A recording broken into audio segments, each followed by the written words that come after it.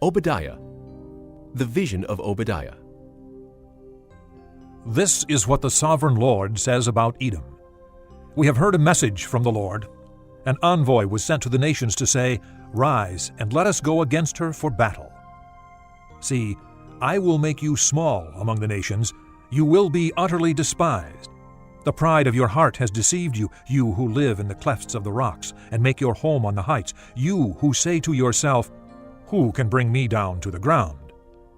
Though you soar like the eagle and make your nest among the stars, from there I will bring you down, declares the Lord. If thieves came to you, if robbers in the night, oh, what a disaster awaits you! Would they not steal only as much as they wanted? If grape pickers came to you, would they not leave a few grapes? But how Esau will be ransacked, his hidden treasures pillaged. All your allies will force you to the border. Your friends will deceive and overpower you. Those who eat your bread will set a trap for you, but you will not detect it. In that day, declares the Lord, will I not destroy the wise men of Edom, men of understanding in the mountains of Esau?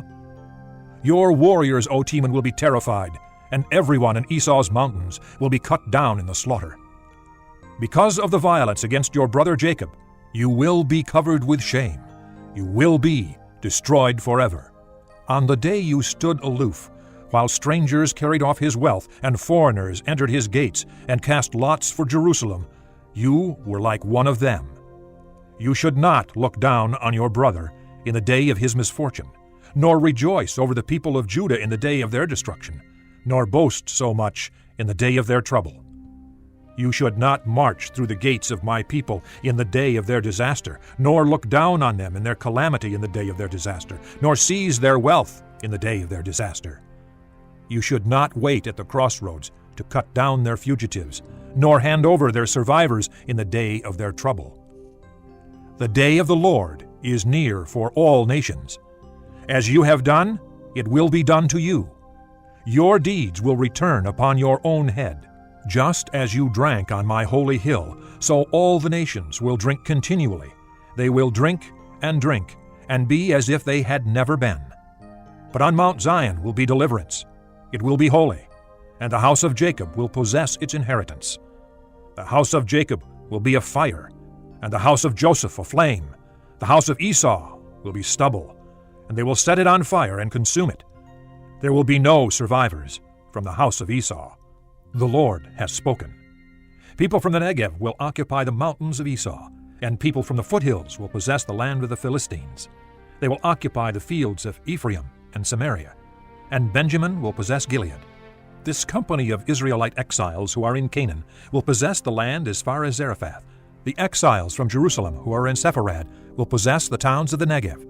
Deliverers will go up on Mount Zion to govern the mountains of Esau, and the kingdom will be the Lord's.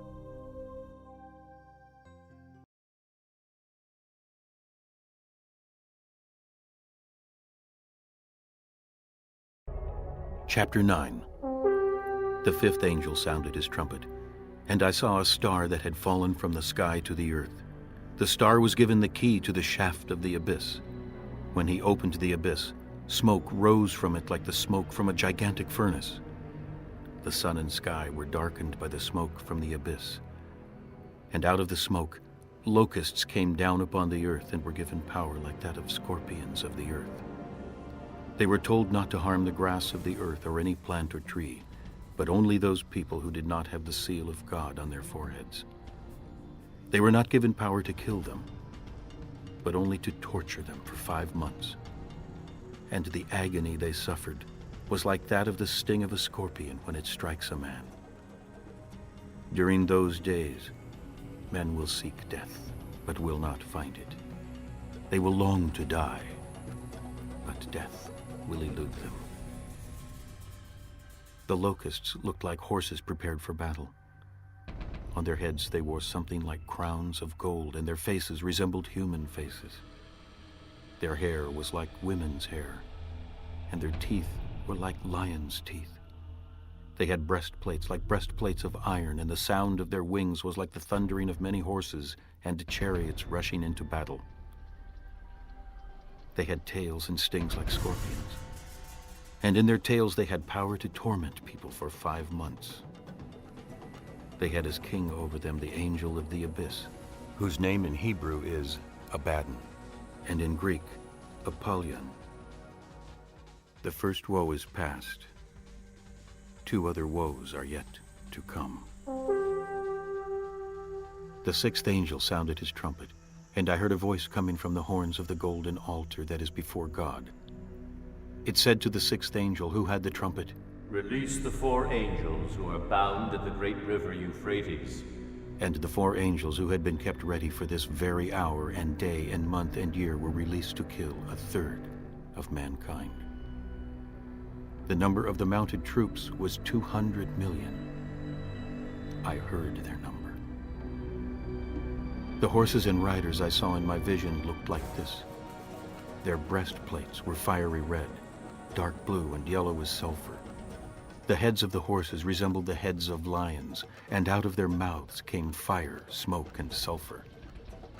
1/3 of mankind was killed by the 3 plagues of fire, smoke, and sulfur that came out of their mouths. The power of the horses was in their mouths and in their tails, for their tails were like snakes, having heads with which they inflict injury. The rest of mankind that were not killed by these plagues still did not repent of the work of their hands. They did not stop worshiping demons and idols of gold, silver, bronze, stone, and wood, idols that cannot see or hear or walk.